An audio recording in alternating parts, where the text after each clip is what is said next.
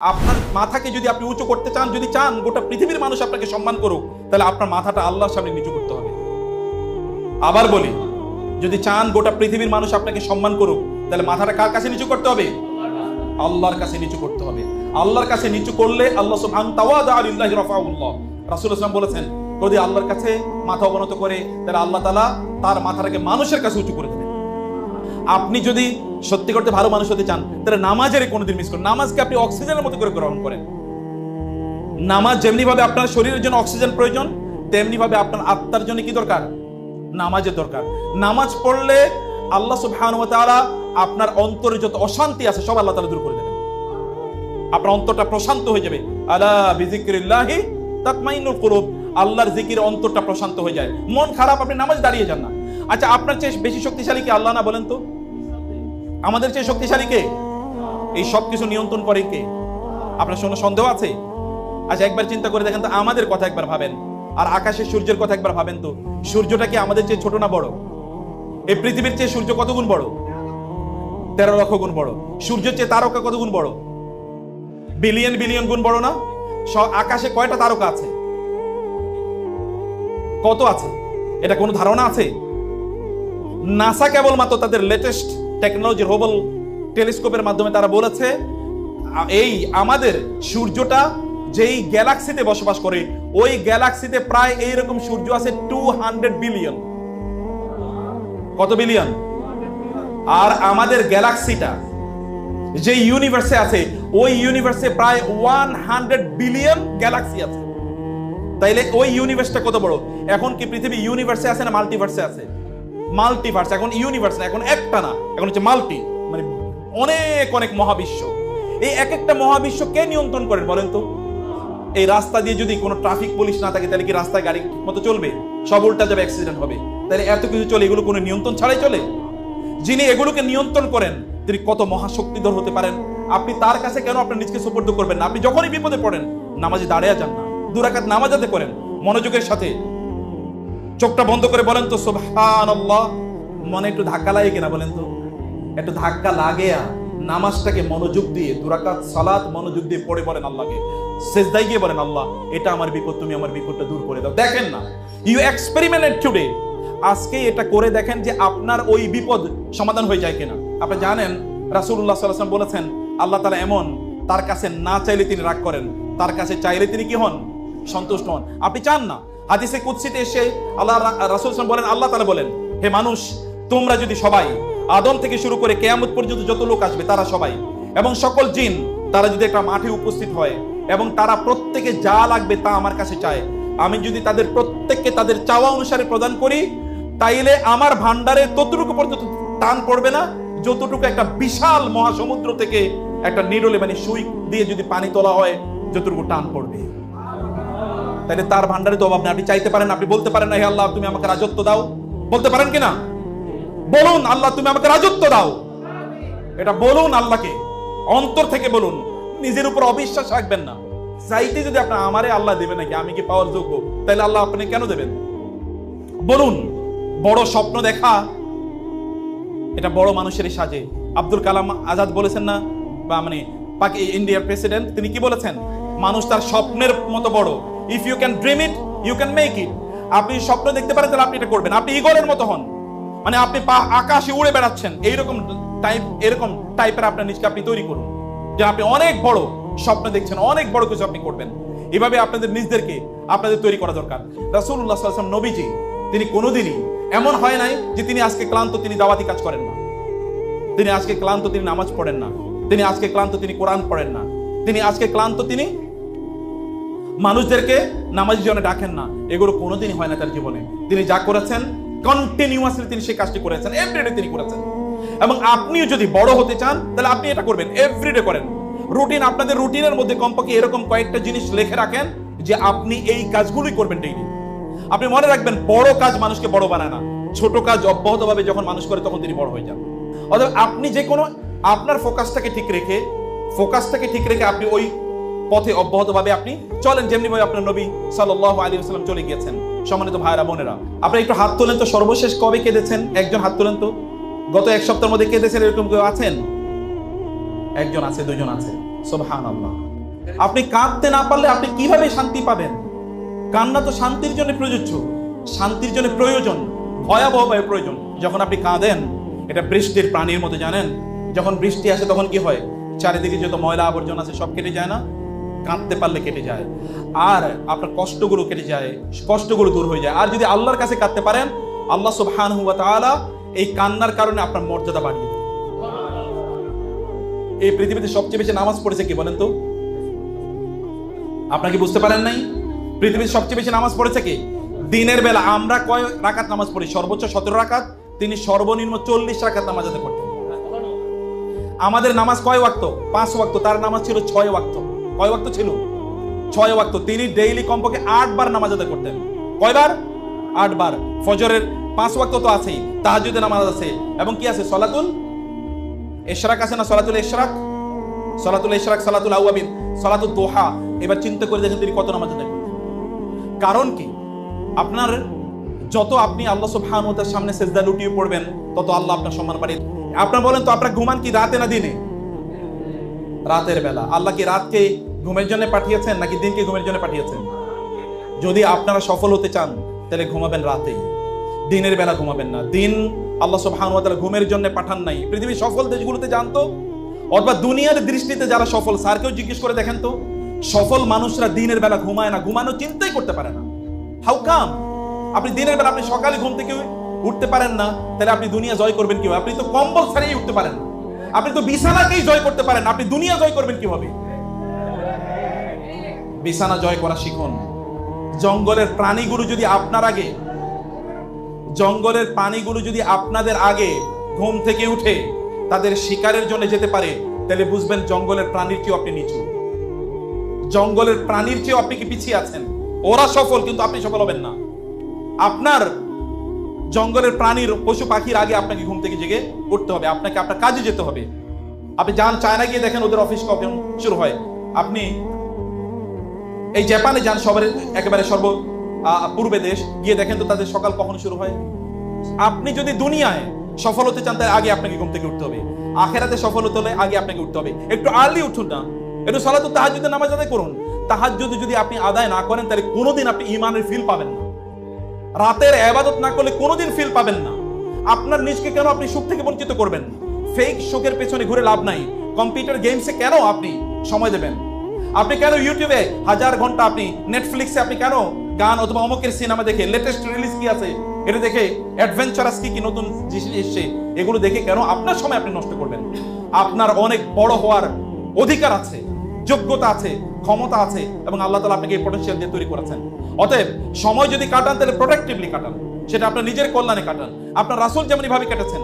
আপনার কয় ঘন্টা ঘুমান? এখানে একটু হাত তুলে বলেন তো, কেউ একজন কয় ঘন্টা ঘুমান? কত ঘন্টা ঘুমান? যিনি 8 ঘন্টা ঘুমান তিনি দুনিয়াও আগাইতে পারবেন, আখিরাতও আগাইতে পারবেন। 7 ঘন্টা, 9 ঘন্টা কেউ কেউ ঘুমায়, সুবহানাল্লাহ। তাহলে জীবনের প্রায় 3 ভাগের 2 ভাগ ঘুমিয়ে কাটে গেছে। ছোটবেলা ঘুমাইছে, এরপরে বৃদ্ধ হলেও ঘুমাবে, আর মধ্যখানে 9 ঘন্টা ঘুমাচ্ছে। আপনাদেরকে কেউ যদি বলে থাকে 8 ঘন্টা ঘুমাতে হবে, তারা আপনাদেরকে মিস ইনফরমেশন দিয়েছে। রাসূলুল্লাহ সাল্লাল্লাহু আলাইহি ওয়াসাল্লাম পৃথিবীতে শ্রেষ্ঠতম एग्जांपल না? তিনি 4 ঘন্টা থেকে 4.5 ঘন্টা থেকে 5 ঘন্টার উপর কোনোদিন ঘুমান নাই। I challenge you. এবং এখনো যারা আপনি স্যার থেকে জিজ্ঞেস করেন তো কয় ঘন্টা ঘুমায়?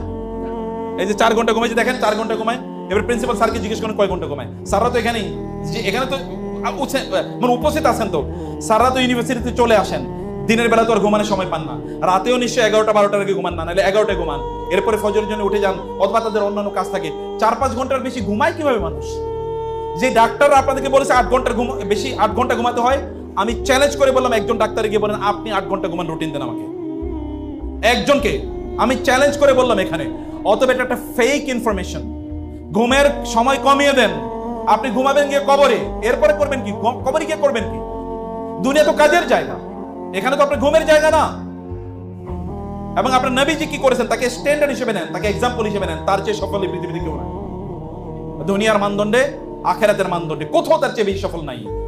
অতএব আপনি আপনার ঘুমের মাত্রা কমিয়ে দিতে হবে। প্রিয় ভাইয়েরা, আপনার যদি স্পিরিচুয়ালি যদি নিজেকে ডেভেলপ করতে চান তাহলে গুনাহ কমিয়ে দিতে হবে। কি কমাতে হবে? গুনাহ। মনে রাখবেন, ইবাদত, কোরআন তেলাওয়াত, আল্লাহর জিকির, তাসবিহ, তাহলিল, এগুলো মানুষের চেহারায় গ্লু তৈরি করে। গ্লু গ্লু মানে বুঝেন তো, চেহারায় উজ্জ্বলতা, আলো তৈরি করে। যারা হাদিস পড়ে, আল্লাহ রাসূল তাদের জন্য দোয়া করেছেন, নাদ্দারাল্লাহু আবদান সামিয়া মাকালাতি, আল্লাহ তাআলা তাদের চেহারাকে আলোকিত করে দিন যারা হাদিস পড়ে এবং মানুষকে হাদিস পড়ে শোনায়। এই আলোচনা, এই হাদিস শোনার পর সুফিয়ান ইবনে ওয়াইনা নামক বিখ্যাত একজন তাবী, তিনি বলেছেন, যারা হাদিস পড়ে, আহলুল হাদিস, হাদিস যারা পড়ে এবং পড়ায়, আমি তাদের প্রত্যেকের চেহারা থেকে আলো ঝরতে দেখেছি। আপনি মনে করবেন না যে আপনার চেহারাটা ফর্সা দেখে এখান থেকে আলো ঝরে। নো, আপনি রাতের বেলা হারাম জিনিস আপনি দেখবেন, ব্লু লাইট যেখান থেকে বের হয় ওই সকল জিনিস আপনি দেখবেন আর মনে করবেন আপনার চেহারা আলোকিত হবে। নেভার। আপনি ভেতর থেকে অন্ধকার হয়ে উঠবেন। আজকে অথবা দেখবেন না, কালকে দেখবেন গোটা দুনিয়া আপনার জন্য অন্ধকার হয়ে যাচ্ছে। বিয়ে করলে বউ পালাবে, বিয়ে করলে বউ পালিয়ে চলে যাবে, কারণ আপনি এর আগে কি নিজকে ধ্বংস করে দিয়েছেন। আপনার নিজে থেকে, ভিতর থেকে যদি আপনার আলোকিত করতে হয়, মনে রাখবেন, যদি আপনি নামাজ আদায় করেন, কোরআন তেলাওয়াত করেন, বিশেষ করে তাহাজ্জুদে নামাজ আদায় করেন, তাহলে আপনি একাকী যখন ইবাদত করবেন তখন আপনি ভেতর থেকে আলোকিত হয়ে উঠবেন। আর দিনের বেলা আল্লাহ সুবহানাহু ওয়া তাআলা ফেরেশতাদের মাধ্যমে আপনাদের নামগুলো মানুষের কাছে ছড়িয়ে দেবেন। কার কাছে ছড়িয়ে দেবেন? মানুষের। আপনারা আহমদ ইবনে হাম্বলের কথা শুনেছেন না? আহমদ ইবনে হাম্বল তৎকালীন সবচেয়ে বড় তিনি স্কলার। তিনি এক এলাকায় যাচ্ছিলেন, সেখানে হয়তো বা কোনো দার্সে তিনি যাচ্ছিলেন। হঠাৎ করে রাত হয়ে গেছে, একটা মসজিদে তিনি ঢুকলেন। মসজিদে তিনি রাত কাটাবেন। আচ্ছা, আমরা 5 মিনিটের মধ্যে শেষ করছি। মসজিদে তিনি রাত কাটাবেন। মসজিদে ঢোকার পরে এশার নামাজ পড়ার পরে তিনি ওইখানে থাকবেন, এটা তিনি মনে করেছেন। কিন্তু মসজিদের খাদেম এসে বলেন, মুরব্বী তো উনি, মুরব্বী এখান থেকে বের হন। বলে, কেন বের হবো? বলে যে বের হন এই জন্যে, কারণ আমরা মসজিদ বন্ধ করে দেবো, কারণ নামাজের পরে তো রাতে মসজিদ বন্ধ হয়ে যাবে। মানে মসজিদ বন্ধ করে দেবো। বলে, না, মসজিদ তো বন্ধ, আমি তো মসজিদ থাকতে চাই। বলে, আপনি থাকতে পারবেন না, আপনি কি বের হবেন নাকি আমি আপনাকে বের করে দেবো?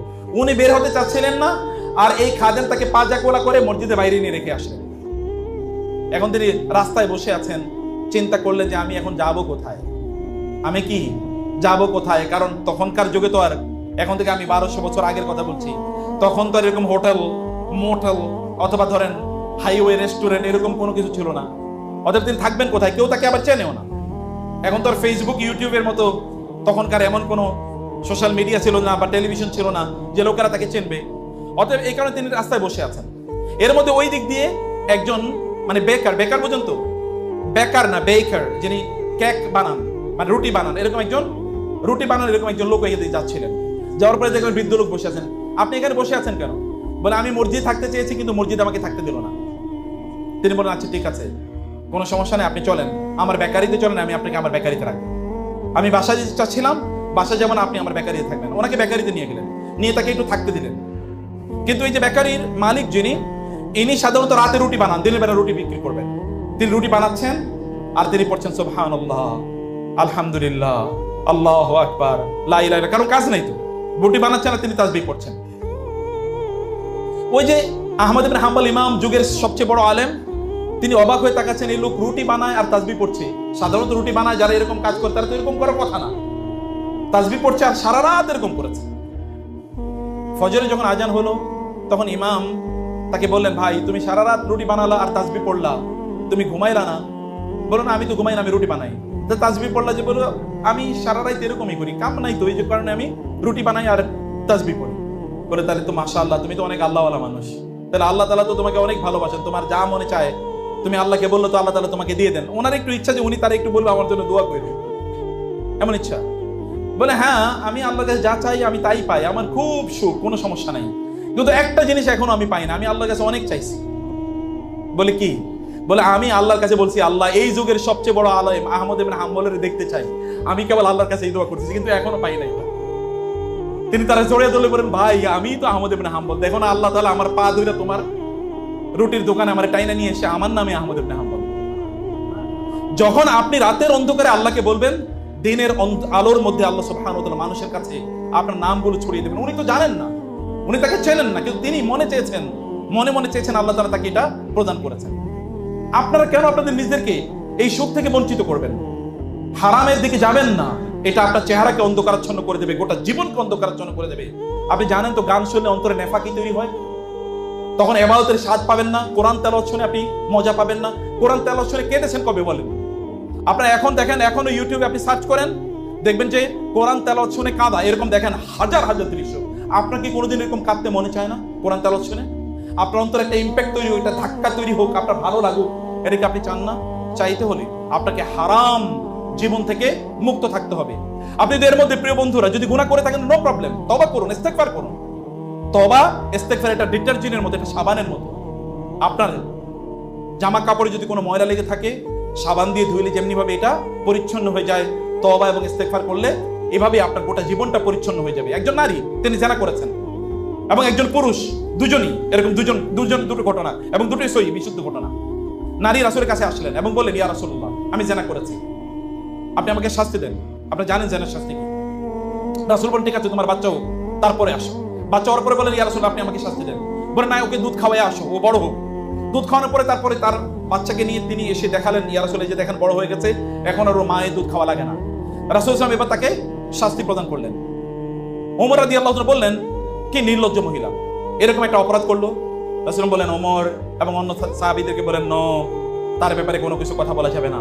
আল্লাহর কসম, তিনি এমন ভাবে তওবা করেছেন, তার এই তওবা যদি গোটা মানব জাতির মাঝে বন্টন করে দেয়া হয়, তাহলে মানব জাতির জন্য একটা তওবাই যথেষ্ট। কোয়ালিটি কি, তওবার কোয়ালিটি কি, মানুষের জন্য এই তওবাই যথেষ্ট। মুসা আলাইহিস সালাতু ওয়াস সালাম তিনি ইস্তেসকার নামাজ পড়লেন। গল্প আবার বলছি, ঘটনা, ইস্তেসকার তিনি নামাজ পড়েছেন।